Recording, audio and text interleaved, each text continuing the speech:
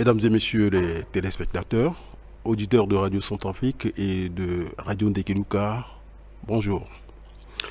Dans ce énième numéro de l'émission Parole au gouvernement, nous recevons ce matin Son Excellence, Monsieur le ministre de la Communication et des Médias, porte-parole du gouvernement, Maxime Balalou.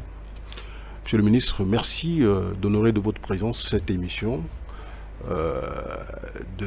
Cette émission Parole au gouvernement, c'est un honneur d'ailleurs pour l'équipe de préparation de l'émission. Bonjour d'ailleurs. Bonjour.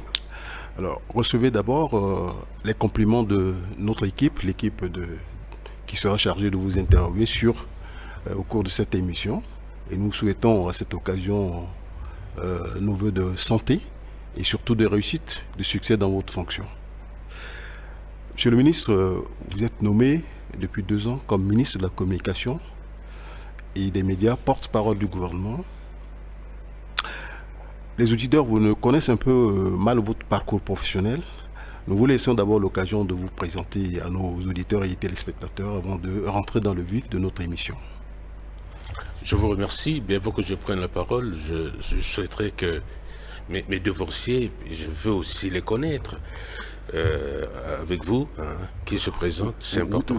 Ils auront l'occasion de se présenter, merci. Mais on vous donne la parole. En fait, comme vous le dites si bien, je suis connu comme ministre de la Communication et des Médias. Mon parcours professionnel est aussi simple. Je suis professionnellement inspecteur principal du Trésor de classe exceptionnelle. J'ai un parcours atypique puisque j'ai fait une formation à l'université de Montpellier 1, après l'université de Bangui, où je suis diplômé spécialiste en organisation et gestion de l'entreprise. Après, je suis allé plus loin avec le pôle régional de formation de régie financière en Afrique centrale Libreville, où j'ai fait une autre formation de spécialiste en finances publiques. Et mon parcours aussi, j'ai fait une formation aussi en Chine.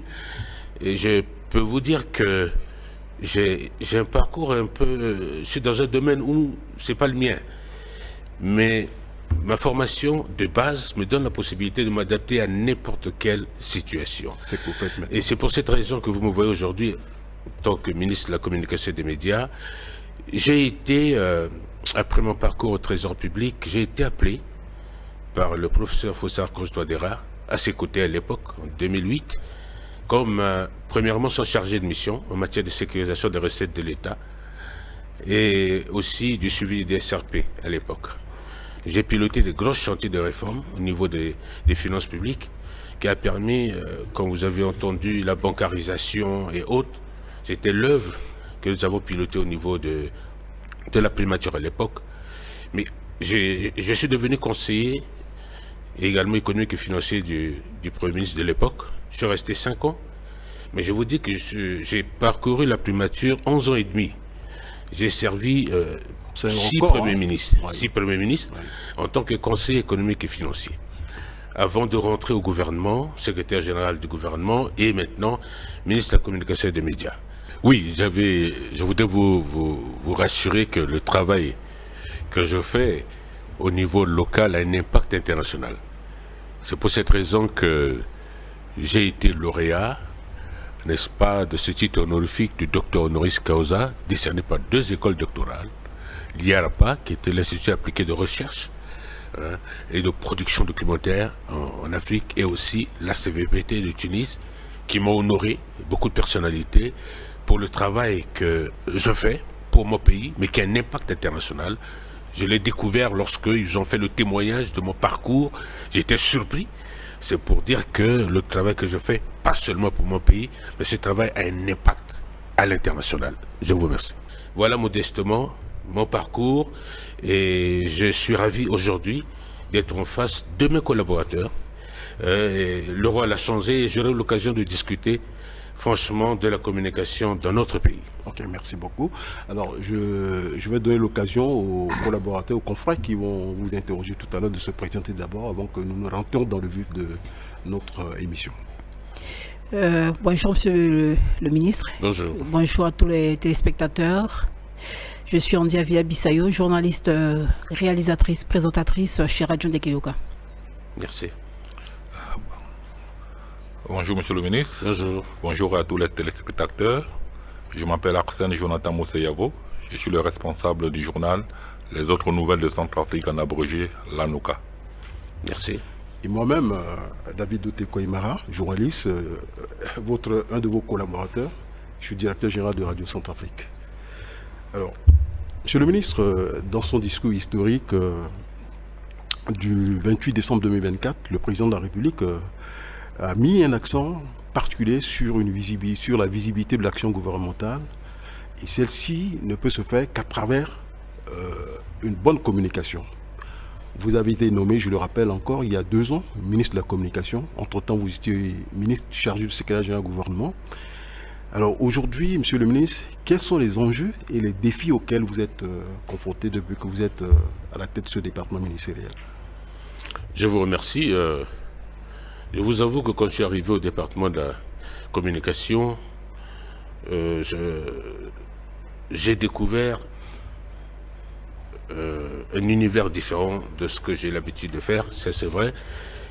Mais ce que j'ai cru comprendre, c'est que la communication, qui est un domaine transversal, en réalité est la clé de voûte du développement d'un pays. Vous savez que les acteurs de la communication, je le dis toujours, représentent ce qu'on appelle la conscience collective de la population. Il y a une mission de porter la parole, oui, d'éduquer, de former, de sensibiliser. C'est une mission sacerdotale. Je suis arrivé dans une maison, il faut le reconnaître, un peu désorganisée. C'est-à-dire qu'il y a une démotivation, il faut le reconnaître aussi, et je me suis rendu compte qu'il fallait chercher à comprendre comment fonctionne cette maison. Et ensuite, il fallait libérer la parole. Mais j'ai rassuré ceux qui travaillent avec moi de ne plus se contenter de leur statut de fonctionnaire. Mais ils ont une autre mission. Ils doivent jouer leur rôle, c'est vrai, fonctionnaires, agents de l'État, mais ils ont une mission d'éducation, et dans le contexte centrafricain où notre pays a été déchiré, à un moment donné, la société centrafricaine a été déchirée, il faut apporter sa contribution pour renforcer la paix, la cohésion, l'unité nationale et amener les Centrafricains à croire en eux. Et je pense que je me réjouis que cet état d'esprit a été pris en compte et beaucoup de nos journalistes ont commencé à sortir de leur état de léthargie. Et à travers des émissions, à travers, n'est-ce pas, un certain nombre de programmes qui me rassurent. Je sais qu'on va y arriver tout à l'heure, mais ce qu'il faut retenir, c'est que nous avons un défi permanent. Ce défi qui consiste à porter le message du gouvernement partout. Et nous savons que nos moyens sont limités. Nous sommes en train de travailler pour propager le message du gouvernement un peu partout à travers d'autres canaux. Je reviendrai là-dessus, pour que la population, d'où qu'elle se trouve, doit écouter notre radio, par exemple, et regarder notre télévision partout sur le territoire centrafricain. Et aussi, il faut le dire, je tiens à rendre un hommage particulier au président de la République. Vous savez qu'il a investi plus d'1,5 milliard pour réhabiliter complètement la station, notre station de télévision et aussi la radio. Malheureusement, quelques années après, on se rend compte comme si rien n'a été fait, dû tout simplement à des comportements un peu délictuels d'un certain nombre de collègues qui n'ont pas compris le sens de cet effort qui a été fait pour leur donner la possibilité de jouer pleinement leur rôle. Maintenant, nous travaillons pour, je reviendrai là-dessus, pour permettre à la radio et à notre télévision d'être une référence. Et c'est ma mission, c'est le défi permanent. Et je tiens à remercier mes collaborateurs qui travaillent. La preuve, l'émission que nous organisons en ce moment, nous le faisons avec la collaboration des médias privés aussi, c'est pour donner de l'importance. Et notre travail est aussi de placer les médias au cœur du dispositif communicationnel. À l'époque, il y avait une méfiance, un sentiment de méfiance entre l'État et les médias. Non, ce sont des partenaires privilégiés, c'est eux qui portent le message, qui informent le public. Et voilà le nouvel environnement que nous avons créé pour que notre station, la radio, la télévision et y compris les autres mass médias, que nous travaillons ensemble. Le pari, c'est le développement de notre pays. Alors, vous l'avez même dit, vous avez hérité un département ministériel où le personnel était complètement démotivé, mais on constate quand même une amélioration de la communication gouvernementale, et même les observateurs internationaux le reconnaissent. Et alors, quelle dynamique vous envisagez mettre en place pour soutenir la politique du gouvernement en respectant bien entendu la vision du président de la République? Je vous remercie. Moi, je pensais que ce que nous faisons en Centrafrique petitement n'avait pas d'impact. Mais je me suis rendu compte lorsque j'étais à l'étranger, interviewé par des journalistes étrangers, ils étaient surpris par notre communication qui consiste à mettre hebdomadairement les journalistes privés publics en face pour parler des problèmes de l'État. Que fait le gouvernement? Ils ont dit ça ne se passe pas chez eux. Et c'est difficile. La tendance est qu'on fait attention parce que ces gens-là, il faut se méfier d'eux. Mais on a brisé la glace, comme ils le disent. Nous avons brisé la glace et ce sentiment, ce travail que nous faisons de permettre à ce que les journalistes soient au plus près de la réalité, de comprendre les efforts et les difficultés du gouvernement, de relayer la bonne information a permis de vaincre un peu la désinformation. Vous savez, à un moment donné, il y a tellement de désinformation, de manipulation qui impliquent des tensions parfois au niveau social. Nous avons, dans ce travail, sous la directive, sous les orientations du président de la République, a permis véritablement aux journalistes d'être à l'aise. Maintenant, ils font plus de l'investigation. Avant de publier n'importe quelle information, ils se rassurent auprès du gouvernement si cette information est vérifiée ou pas. Ça, c'est pour vous montrer déjà une dynamique qui est créée pour laquelle on doit continuer à l'insuffler. Je reviendrai là, tout à l'heure sur les questions de formation, hein, sur d'autres structures que nous allons développer pour permettre à notre communication de jouer véritablement son rôle. Okay. Avila. Monsieur le ministre, vous êtes chargé de la mise en œuvre de la politique de communication du gouvernement, mais aussi de la promotion des médias dans notre pays. Quel est le canal que vous avez défini pour soigner l'image du pays? Bien. Vous savez, je peux vous expliquer à deux niveaux. C'est vrai, au niveau gouvernemental, comme je vous l'ai dit tout à l'heure, il faut renforcer les liens, dans un premier temps. Mais ça ne doit pas s'arrêter là. On a poussé le cran un peu plus loin. Nous allons organiser aussi périodiquement des échanges directs avec le président de la République, ce qui est rare. On a fait une première édition, on fera cette année une deuxième édition, pour que lui-même parle à ses compatriotes journalistes de sa vision, des efforts qu'il fait pour son pays et comment il entend le faire, comment il entend l'impulser avec la collaboration des hommes des médias. Et aussi, nous voulons, dans le travail que nous faisons sous ces orientations, transformer un peu ce secteur-là. Ça, je vous avoue, ce secteur connaît beaucoup de difficultés.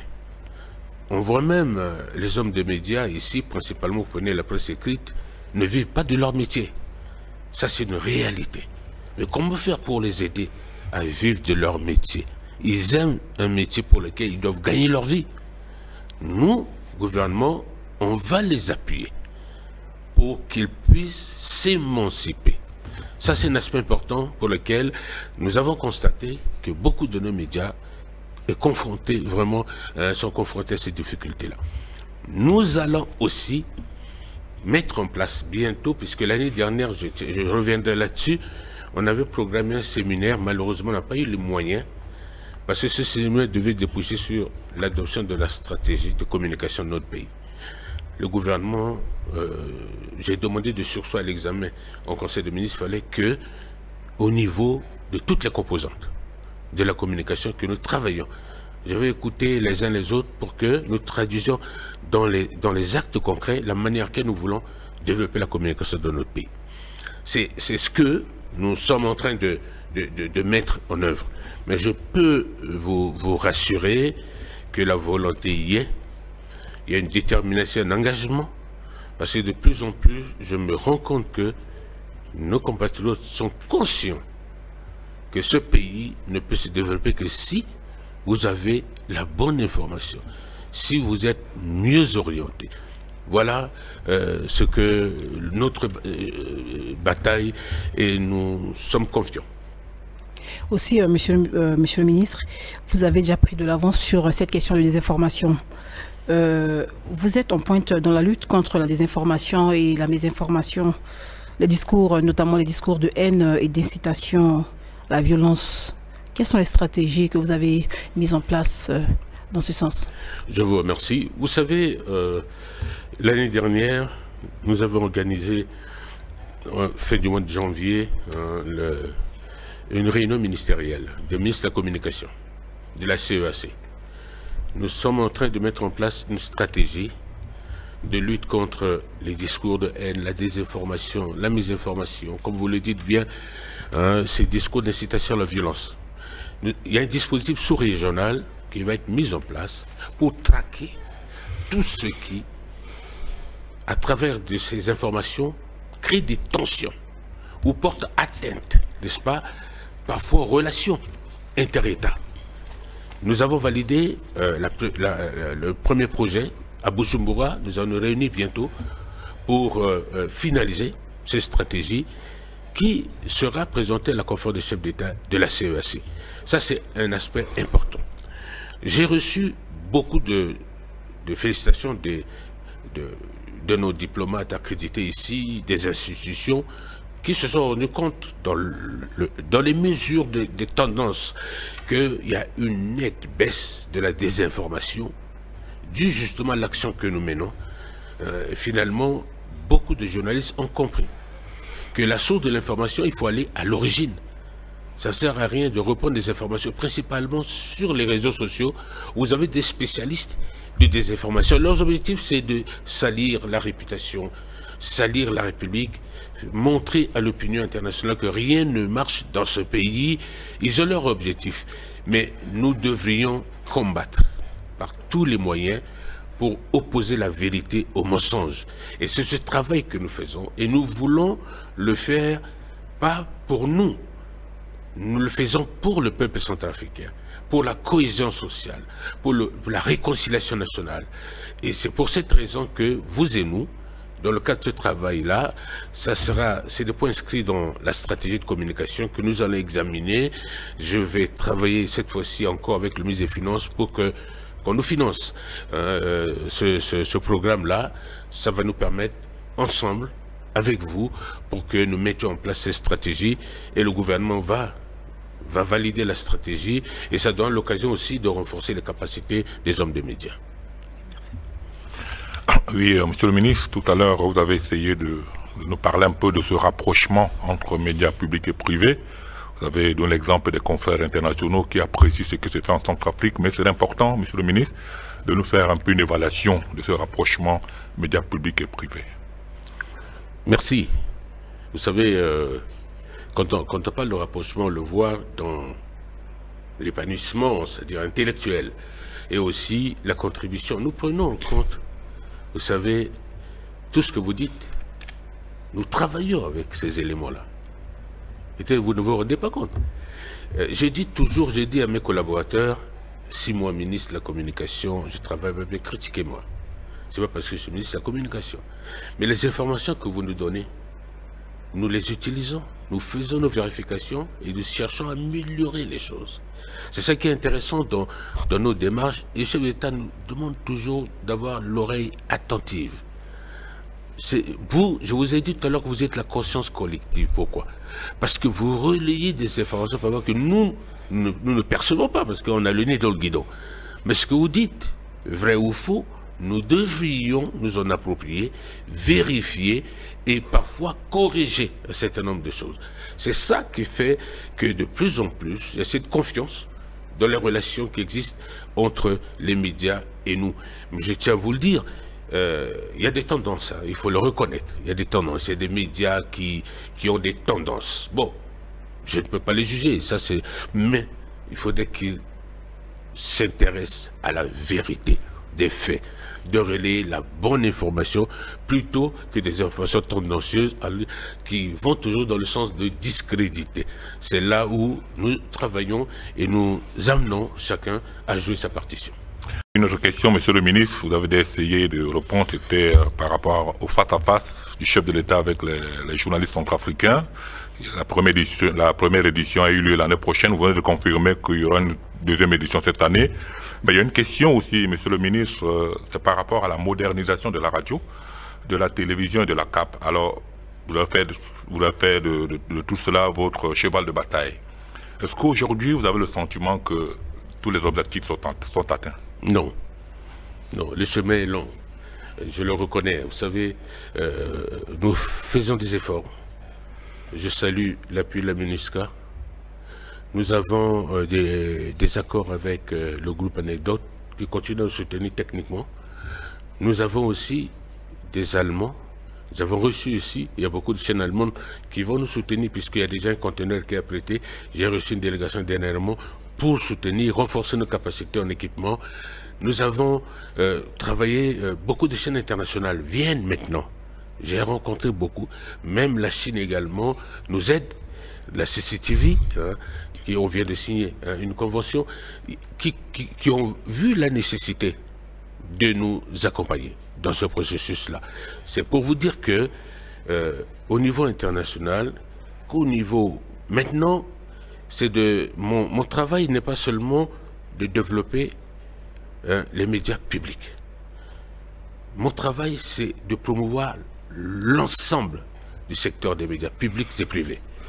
C'est pour cette raison qu'on y reviendra peut-être, parce que je vais vous annoncer que très bientôt, on va construire cette maison de presse que vous avez toujours demandé. Ça va être construit, puisque le partenaire, je donnais le nom tout à l'heure, me l'a confirmé qu'ils sont prêts à construire. Maintenant, tout simplement, c'est de leur trouver un terrain pour lequel ils vont, dans 4 mois, 5 mois, vous aurez une maison de la presse digne de ce nom. Voilà, c'est une annonce au passage pour montrer le travail qui se fait. Alors, je voudrais insister sur cet aspect de la question, Monsieur le ministre. La radio et la télévision sont demandées par nos compatriotes de l'arrière-pays. Vous savez qu'aujourd'hui, c'est une petite partie de la population centrafricaine qui écoute la radio et suit la télévision centrafricaine. Alors, pourtant, il y a des partenaires qui sont prêts, vous venez de le confirmer, avec la coopération allemande et d'autres pays aussi. Qu'est-ce qui vous empêche vraiment de réaliser ces objectifs? Alors, je vous informe que nous avons, rien que pour la radio, nous avons 15 émetteurs que nous sommes en train d'installer. C'est 15 émetteurs relais. On l'a fait à Kagabandro. Dernièrement à Kagabandro. On doit le faire à Damara et Sibut. Oui. On mettra aussi à Ndélé. Les grandes villes sont déjà... Les gens écoutent la radio. À Obo, les gens écoutent la radio Centrafrique. Nous allons continuer. Nous, dans notre objectif, on veut 85 émetteurs. Le problème, c'est que l'installation se fait à un rythme vraiment très lent, alors que les élections s'approchent. Est-ce que d'ici là, on peut finir ces installations d'émetteurs dans l'arrière-pays? Très bonne question. Vous savez, on n'a pas de pilote nous-mêmes. Nous négocions avec les opérateurs de téléphonie mobile. Il y a des contrats, soit avec la MINUSCA. Parce qu'il y a des zones où vous avez soit la MINUSCA, vous avez un opérateur de téléphonie mobile, nous signons des contrats. Par exemple, Orange, on a signé des contrats. Nous payons aussi, parce qu'il y a des compensations que nous faisons, nous payons pour installer, n'est-ce pas, ces antennes de relais. C'est vrai, quand on aura les moyens, nous allons construire, pourquoi pas, nous-mêmes nos pylônes. Mais malheureusement, on en profite des pylônes qui sont installés en province. Mais là, dans les jours à venir, je vous le dis, déjà, Damara et Sibut vont être installés. Après, c'est Ndélé. Nous allons continuer. Mais nous ne nous arrêtons pas là. On va continuer ce travail. Et nous avons, je vous ai dit qu'on a fait un programme de 87 émetteurs que nous allons installer. Mais n'oubliez pas qu'on a un projet, on y reviendra, important, de la TNT, la télévision, n'est-ce pas, numérique terrestre, qui va permettre d'inonder pratiquement l'ensemble du territoire. Et les gens auront à la fois la radio et la télévision, et l'accessibilité à l'information sera plus facile. C'est un grand projet qui est inscrit même dans le plan national de développement, et nous y travaillons. Je suis convaincu que ce projet va permettre peut-être que j'anticipe, je ne sais pas, sur les questions que vous allez me poser, va permettre à la fois de créer bientôt ce qu'on appelle l'Office de radio-télévision centrafricaine. Notre grand projet, c'est dans cette enceinte-là, la radio reviendra ici, on va construire un complexe où on aura la radio et la télévision ensemble. C'est tout un programme qui est mis en œuvre, et notre souhait, pourquoi pas, c'est de voir naître véritablement ce projet-là au bénéfice des populations. Alors, non loin de Bangui, le site des émetteurs de Radio Centrafrique, situé à Bimbo, a été occupé illégalement par la population. Alors qu'à Boali, un site a été gracieusement mis à la disposition du ministère de la Communication pour la construction des émetteurs en ondes courtes. Alors, monsieur le ministre, quel handicap se dresse-t-il pour la réalisation de ce site, de cette plateforme? Il n'y a pas de souci en réalité. Au niveau de Bimbo, je tiens à informer mes compatriotes que nous avons quelques hectares avec un titre foncier qui appartient au département de la communication. Vous avez des gens qui sont installés illégalement. Ça, je le dis, il y a toute une procédure. J'en ai échangé déjà avec ma collègue, Madame le ministre de l'Habitat.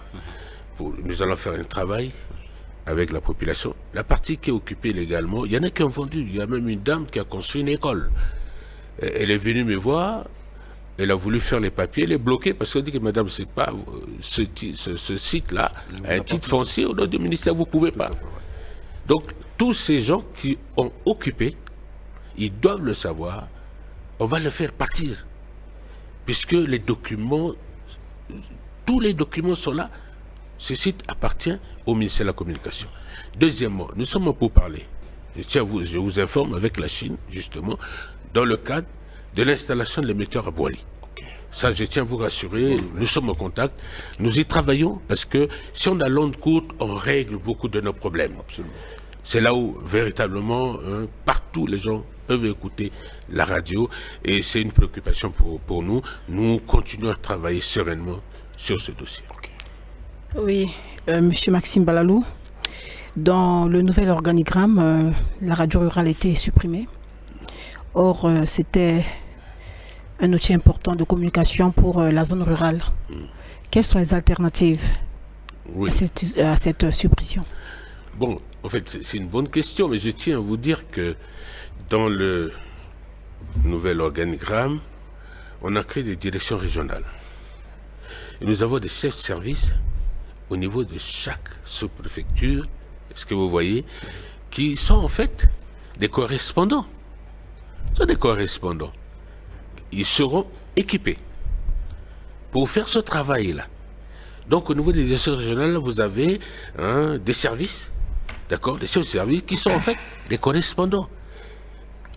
On a juste déshabillé Paul pour habiller Pierre. Mais en réalité, ils auront les mêmes fonctionnalités, n'est-ce pas, au niveau de ce travail important qui consiste à relayer l'information économique, artistique et autres au niveau de nos provinces. Vous avez également promis, lors de votre nomination à la tête du département, de faire de la formation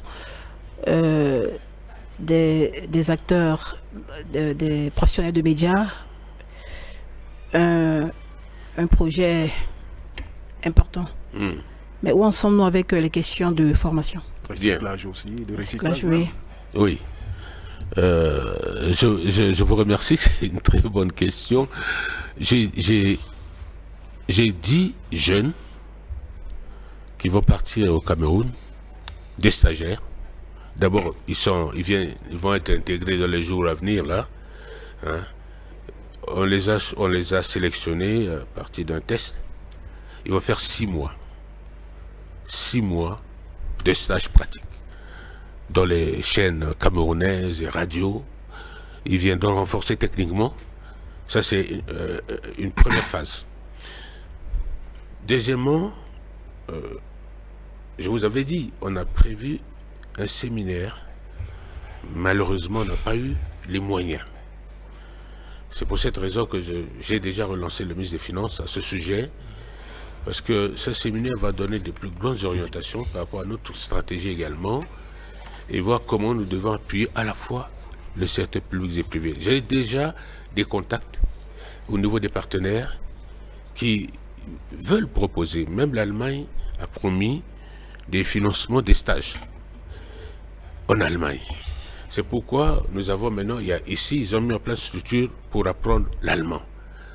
Et quand nous allons arriver justement à la mise en œuvre de ce programme-là, avant même que les gens aillent, ils vont faire des stages ici, sur place, ils vont apprendre l'allemand. C'est important.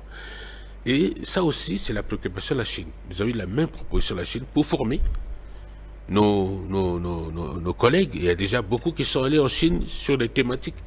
Beaucoup qui sont déjà allés. Ils m'ont promis cette année, il va y avoir une vague importante, n'est-ce pas, des journalistes, des hommes des médias et autres qui partiront pour des formations. Mais ce qui est important, et vous le dites, c'est une réalité, tant qu'on n'aura pas des vrais hommes de médias, c'est-à-dire formés, qui respectent la déontologie et qui font de la production la hauteur. Quand on voit, nous avons tout. Mais parfois, vous en avez qui sont là, nommés, mais qui n'ont pas la volonté de faire le travail. Pourquoi? Parce que quand vous aimez, il y a deux choses. Quand vous avez un métier, que vous aimez le métier, vous faites bien. Parfois, vous souhaitez juste pour trouver un débouché, mais vous n'êtes pas passionné, vous faites mal. Voilà le problème qui se pose. Mais nous, on veut leur donner l'envie. C'est un privilège, en tout cas pour moi, que ce métier, c'est un métier noble. Parce qu'un journaliste qui sait faire son travail est adulé. Nous, à l'époque, quand on était en études en France, nous avons des journalistes vedettes. On quittait l'université, le journal de 13 heures, il fallait être là pour écouter, suivre les formations, parce qu'on adorait la manière de faire de ces journalistes-là. Nous avons des éditorialistes qui étaient formidables et autres. Mais je pousse mes cadres à pouvoir faire des efforts pour se donner un nom. On en a dans le passé qu'on cite de ces journalistes et autres qui ont fait la fierté de notre pays. Mais pourquoi pas aujourd'hui? C'est pourquoi je vous interpelle à faire la fierté de votre pays, à sortir des sentiers battus, à faire de telle sorte que vous portez le nom de l'RCA partout dans tous les domaines. Et c'est nous, on peut que vous accompagner, mais c'est à vous de nous donner la possibilité, n'est-ce pas, pour le rayonnement de notre pays. Oui, merci beaucoup, Monsieur le ministre. Une autre question, vous faites beaucoup d'efforts, ça c'est vrai, mais aussi l'on constate que sur le terrain, il y a un manque cruel de moyens au roulant matériel et logistique, tant au niveau des différents services de la communication, la CAP, la télé, la radio. On voit ceux de la télé avec du matériel lourd sur des motos pour aller en reportage. Est-ce que vous n'êtes pas gêné par rapport à cette situation, Monsieur le ministre? En fait, ça c'est une vieille question. Cette question n'est plus d'actualité. Parce que je tiens à vous dire, le directeur général est là, il est véhiculé. Le directeur général de la télé est véhiculé. Le directeur de la CAP est véhiculé. J'ai pu récupérer. Quand je suis arrivé, j'ai fait le point. J'ai récupéré plus de 6 véhicules qui étaient restés dispersés dans les quartiers. Vous pouvez sortir tout à l'heure, vous allez voir ces véhicules. Nous avons un bus qui était resté des années. J'ai pu récupérer une pick-up qui est restée plus de 4 ans dans un garage. Les gens tentaient d'enlever en vain. J'ai récupéré. Nous avons, pour le moment, dans notre parc, des véhicules à réparer. Nous avons plus de 8 véhicules à réparer. Nous avons acheté, sur nos fonds propres, une pick-up. Pour le moment, on a 6 véhicules opérationnels. Est-ce que vous voyez? Nous avons eu un don de la MINUSCA de 3 véhicules. Et nous avons acheté plus de 10 motos, n'est-ce pas, dans les services pour faciliter les déplacements. Donc là où, quand vous parlez de ça, c'est peut-être au début quand je suis arrivé, mais aujourd'hui... Monsieur le ministre, les reporters sont des journalistes, c'est pas des... Mais je vais vous le dire, c'est vrai, ils sont la solution que je vais trouver. Je l'ai promis, c'est quoi? C'est de tout faire pour que notre fameux bus là soit réparé, pour que dans les reportages et autres, ils vont dans les bonnes conditions. Mais les véhicules dont je vous parle là n'appartiennent pas seulement au DG, non, c'est le véhicule de travail. S'il y a une activité, hein, on doit transporter les reporters pour les amener là et là. C'est comme ça qu'on doit faire. Et vous avez raison, à un moment donné, il y en a qui prenaient le wara ou les motos, machin, mais c'est très risqué même pour les appareils. Là, je le reconnais, mais en ce moment, il y a des efforts qui sont faits. J'ai promis même au directeur, après la réparation de ces véhicules que nous avons récupérés, nos directeurs techniques et autres vont avoir un véhicule pour leur permettre de travailler. Voilà ce que je peux vous dire. Il y a aussi le nouvel organigramme de votre département qui ne semble pas plaire à tout le monde. On vous reproche de nommer des cadres déjà à la retraite au détriment des jeunes qui risquent de transformer le département en une maison de retraite. Qu'est-ce que vous en dites, monsieur le ministre? En fait, ça me fait sourire parce que on a besoin des compétences. Je vous ai parlé de la jeune génération. Il y en a qui ne se donnent pas au travail. On a besoin d'accompagnement. Et je ne sais pas si c'est le seul ministère, la communication, où il a fait appel à des compétences avérées, qui ont occupé des fonctions qui peuvent encore permettre aux jeunes, n'est-ce pas, de se faire la main. Et c'est 2 ou 3 personnes qu'on a donné confiance. C'est normal, parce que j'ai vu la nécessité de les faire revenir. Est-ce que c'est un problème? En fait, en réalité, en dessous de ça, je vais vous le dire, il y a quelques aigris. Quelques aigris qui veulent, mais ils n'ont pas la capacité. Ils n'ont pas la morale pour occuper ces fonctions. Et c'est ceux-là qui propagent ce type d'informations. Je suis clair avec vous. Moi, je suis fier de mes compatriotes, quelques-uns que j'ai fait rappeler pour encadrer cette jeunesse-là. Et je suis derrière pour que c'est eux qui doivent prendre la relève. Mais quand je me rends compte qu'il y a encore des soucis, j'ai nommé un directeur général à la télévision qui est un jeune. On va le dire que pourquoi je l'ai nommé. Moi, j'ai une vision. C'est la compétence au service de la République. Et quand je me rends compte qu'il y a des faiblesses quelque part, je dois compenser ces faiblesses-là en attendant les jeunes. Il faut qu'ils se donnent la possibilité, ils se donnent les capacités pour permettre à notre pays d'avancer.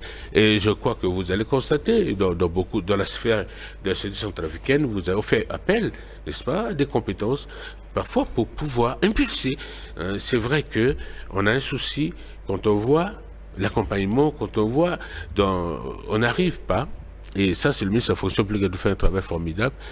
Vous savez, le plan de carrière, à un moment donné, on ne fait plus attention au plan de carrière. Parce que quand vous arrivez à 3 ans, 4 ans de la retraite, mais il faut déjà préparer. Quand vous allez partir, qu'il y ait des gens, malheureusement parfois on ne prépare pas. La personne part, on se rend compte qu'il y a un vide. Il y a un vide. C'est pourquoi j'ai instruit au niveau des services, il faut former. Nul n'est indispensable. Il faut qu'il y ait plusieurs techniciens. Quand il y a 1 ou 2 qui ne sont pas disponibles, il y a d'autres qui doivent le faire. C'est pour cette raison que j'ai commencé ces stages-là, permettre de donner la main pour que nous ne dépendons pas d'1 ou 2 personnes. Non.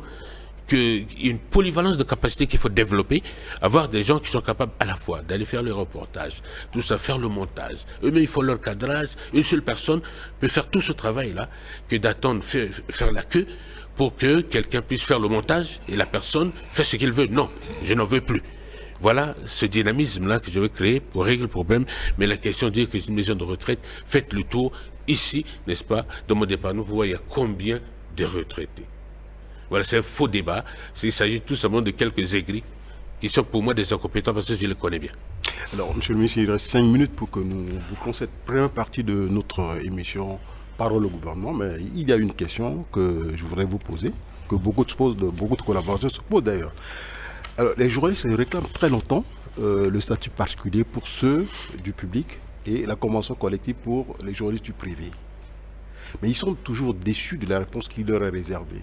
Monsieur le ministre, est-ce que vous êtes prêt à vous investir pour que ces questions-là soient résolues dans les jours, les mois ou les années à venir?